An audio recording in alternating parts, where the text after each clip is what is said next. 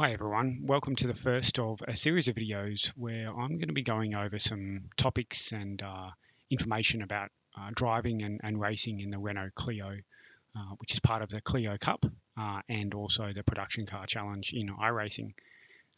This series of videos has come about after racing and driving in this series or this car for a pretty long time since its release.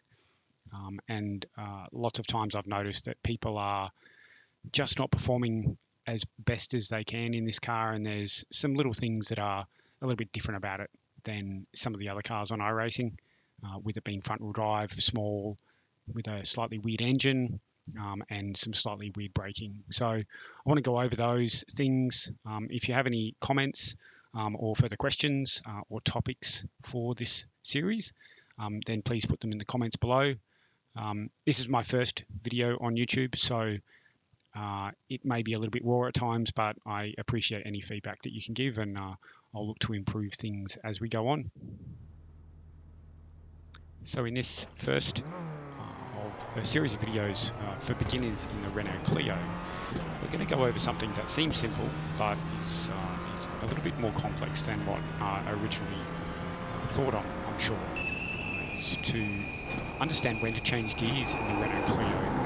Now this does seem pretty simple, but because of the way that the torque and power is delivered in this particular car and the gear ratios, we need to change up gears at a pretty specific rev, and also the way that we come through corners and use the torque of the engine on acceleration is also a bit different than a lot of cars. So on this particular demonstration, we're going to go over and go for a drive around VIR, full course, and just have a close watch of the rev counter display that we can see there on the screen.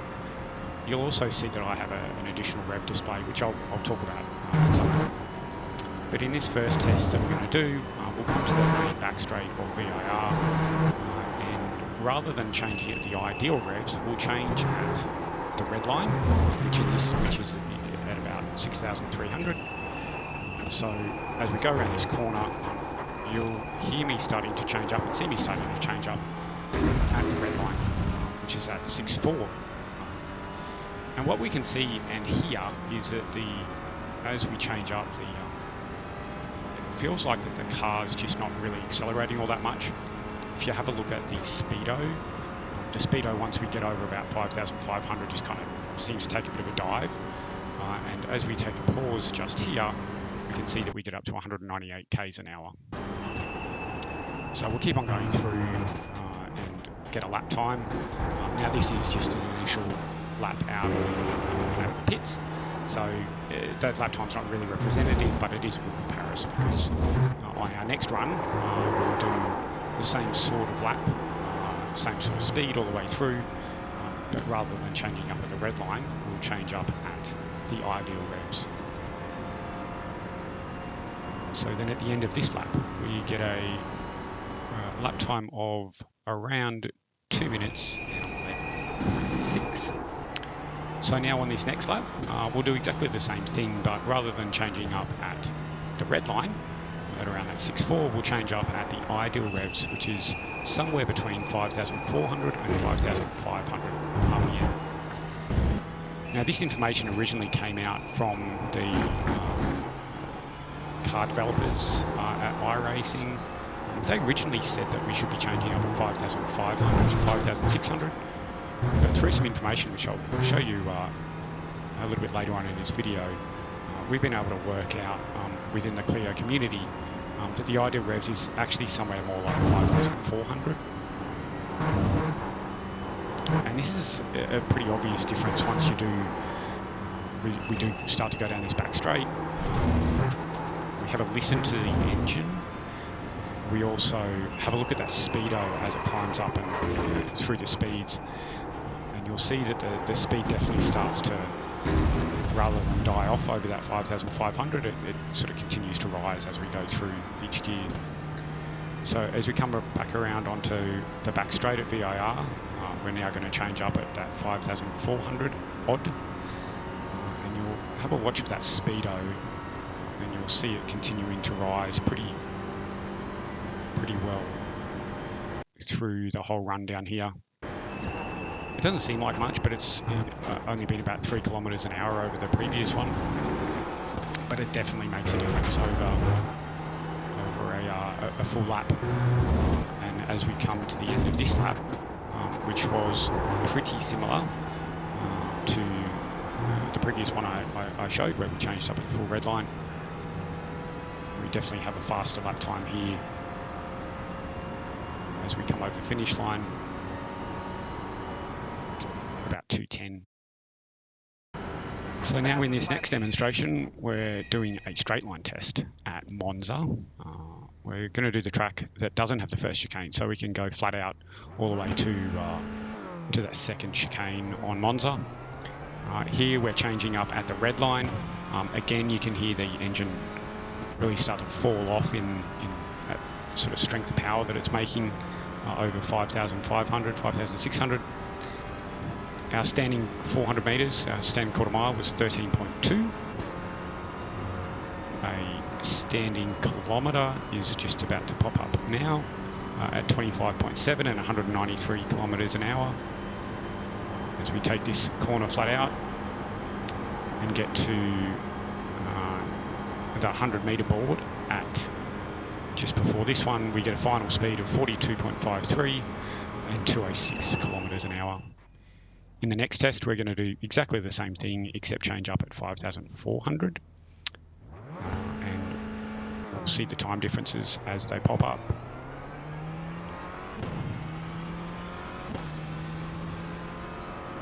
You can also see that relative come down pretty substantially as we go through this run. So our standing 400 was 13.1 with nearly a 0.2 of a second difference and 160 kilometres an hour. This was about 3 kilometres an hour difference. Our standing kilometre, we're at 0.45 faster and 195 kilometres an hour.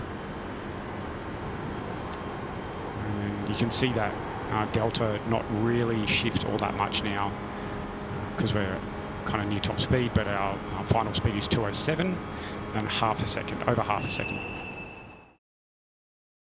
So now let's have a look at the telemetry that came out of those few runs, or those couple of runs at Monza.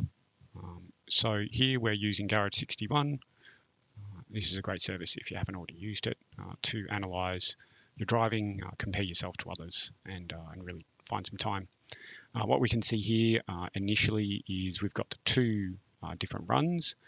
The red line on this graph and these diagrams is the one where I changed at red line, and the blue line is where I changed up at the 5400.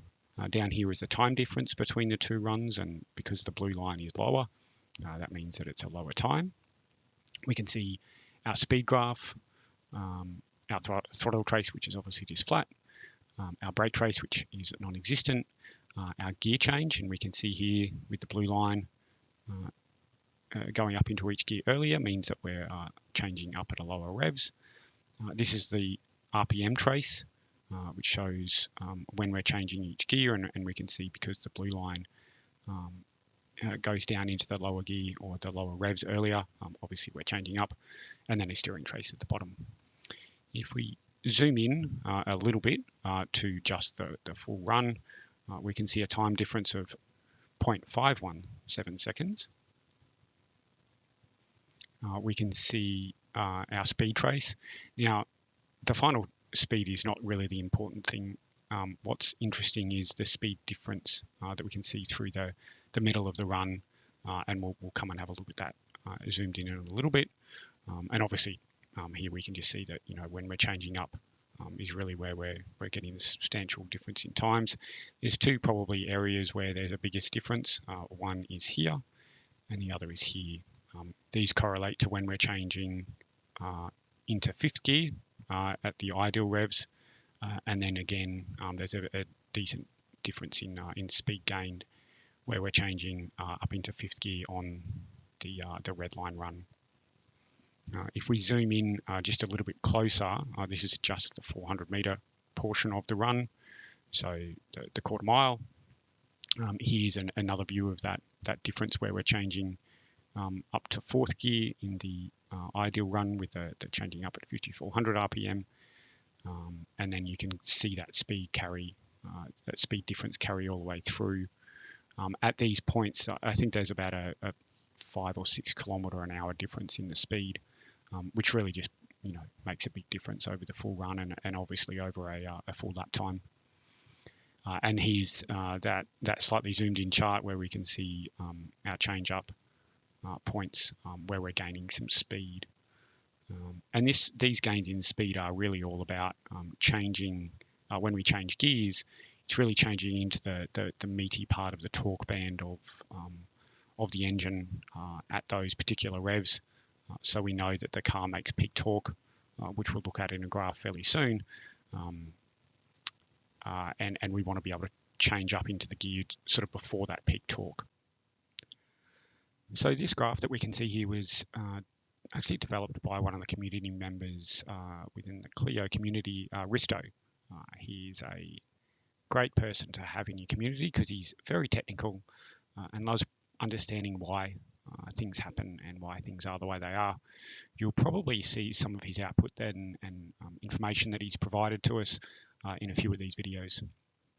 So this particular one was extracted from iRacing, from the Clio, and shows the power and torque change over the revs. And as we can see, we've got a peak torque in the Clio of about 2500 to 2750 RPM and peak power at about 5250 RPM. As we know, changing up at 5400 RPM gives us the best acceleration. And this graph just really shows how the torque and power really start to drop off over that 5500 RPM. The power starts to drop off and then obviously goes down significantly at the red line, and the torque really starts to fall off in a pretty interestingly straight line at that sort of 50 or 4250, but to ensure that we're still utilizing the most amount of the power. When we change up from one gear to the next, the revs, when they fall into the area of the graph that really still has the most amount of power for us to use throughout that next gear. And this really results in obviously the best acceleration, as we've seen. So one thing that you would have seen previously in some of those other videos that I showed was my RPM indicator or rev lights. Those lights are a Simhub dash overlay. I'll show you the overlay in a second. But the critical part of this is using the car overrides that we can set up in Simhub specifically for the Renault Clio. So it gives the right red line display and flashes those shift lights at the right point for us to change gears. We do that inside Simhub under car settings and then per car overrides. I've gone down here and selected the Renault Clio. So what you want to do is to be able to set the red line at each of the gears, as you can see through here. And you can do that by clicking on this box, which then enables you to be able to set the revs at each gear change. For me, I've got the red line in neutral set to 6,000. Gear 1, what we found when Risto did the initial investigation on the revs was that the change from gear 1 to gear 2, there's actually a slightly longer ratio difference between the two. So that one is actually slightly better, revving out to 5,600. And then the rest of the gears we set at 5,400 RPM. Now I have set that a little bit lower than the ideal. I think the ideal is somewhere between 54 and 5,500 RPM. And that's really just to react to the light flashes as they come through and to make sure that we're changing up at the ideal time. And then the gear 5, I've set at the actual red line of the car, mainly because on those long straights, I don't want the shift lights to be flashing at me constantly anytime we're over 5,400 in fifth gear. So this is just a really easy way to be able to know that we're changing at the right RPM using the dash overlay. And those overlays, all I've got set up is this one here, which is my Clio revs, and it's just using a standard shift lights that are available within Simhub.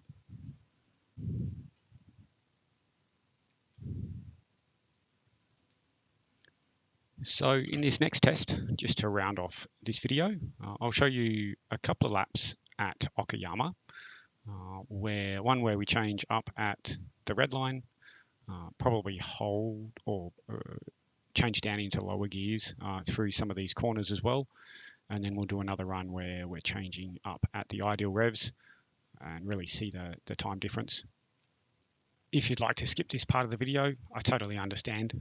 Head to the last couple of minutes where we'll wrap up and give a preview of the next video.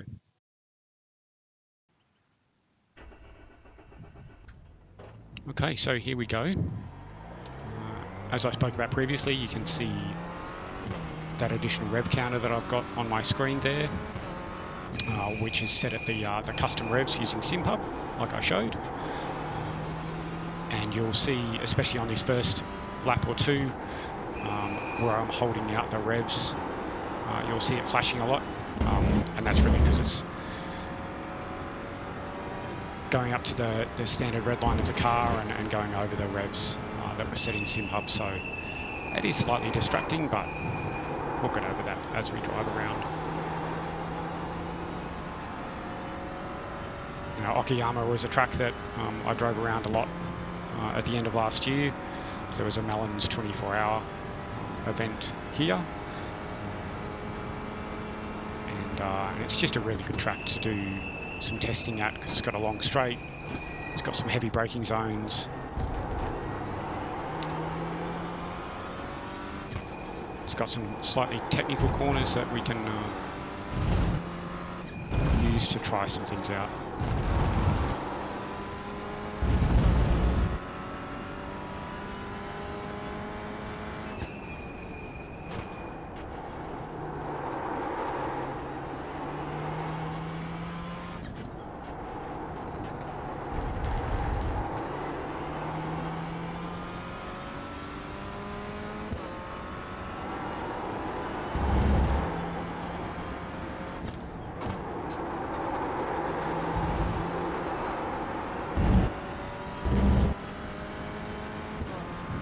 Okay, so here we go, changing up at that red line.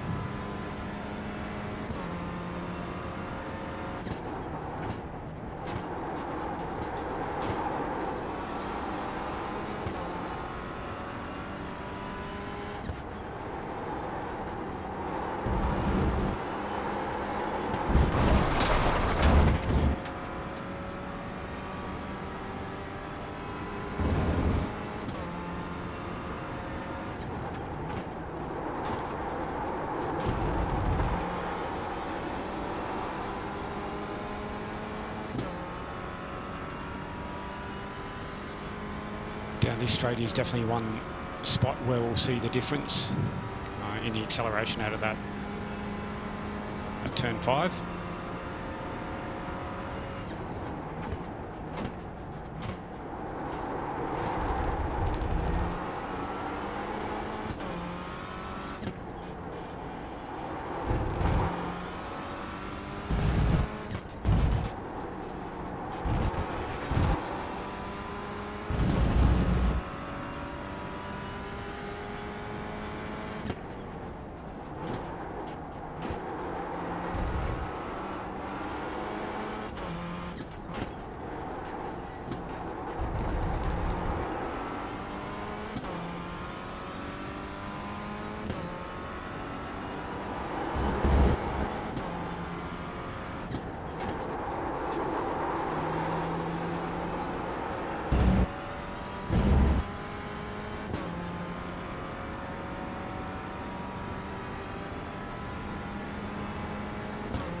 Wow, good lap.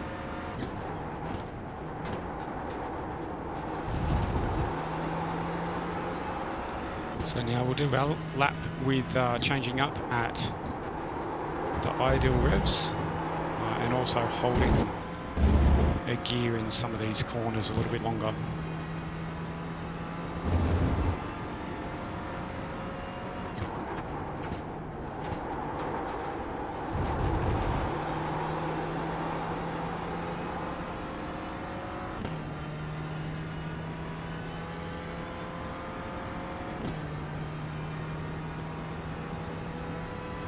See that delta change.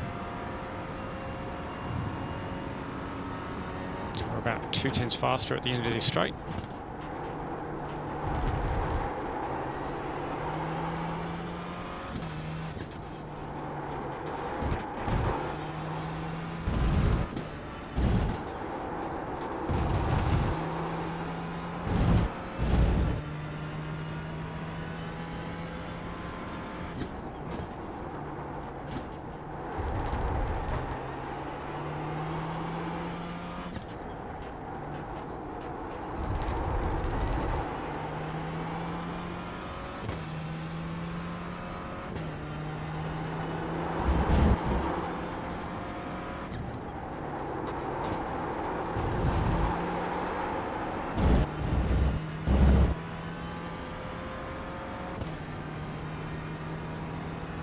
So at the end of that second lap for this run, we were 0.83 up over our time that we did previously where we worked it out to red line. We'll do our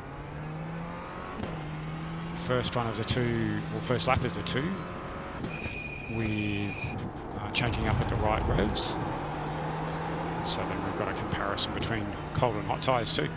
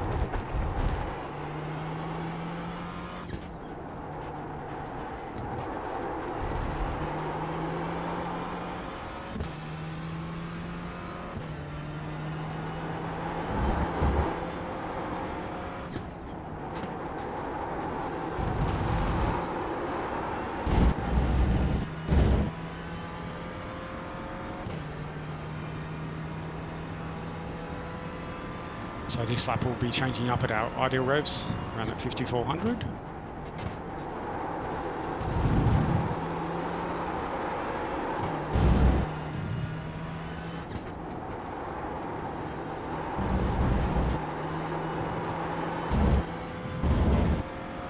I do expect to see a little bit of difference in the delta on this one compared to our fastest lap that we just did, mainly because of the tyres, but it'll be a good comparison.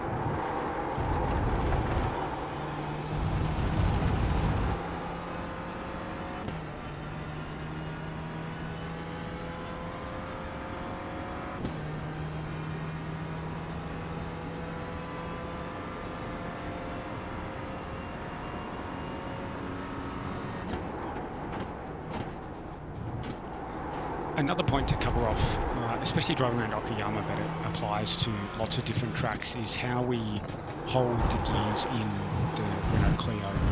So you'll see around these last couple of corners and also the ones that are coming up where I'm in a slightly higher gear than what you may think is needed for these particular corners, such as this one in second and the following one in second. I have seen a lot of people change down into first around these corners, but that doesn't utilise the torque that we've got available in the car. So we hold the gear in a slightly higher gear than what you think sometimes, but it's definitely the faster way around.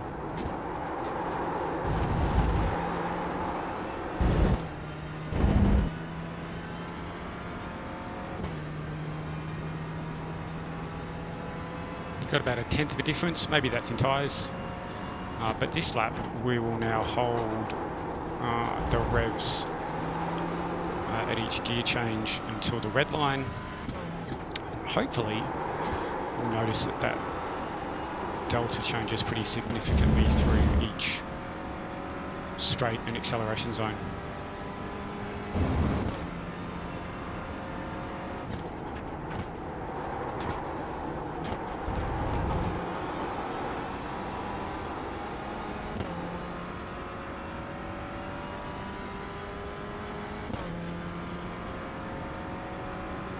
Here we can see that delta really change down this straight.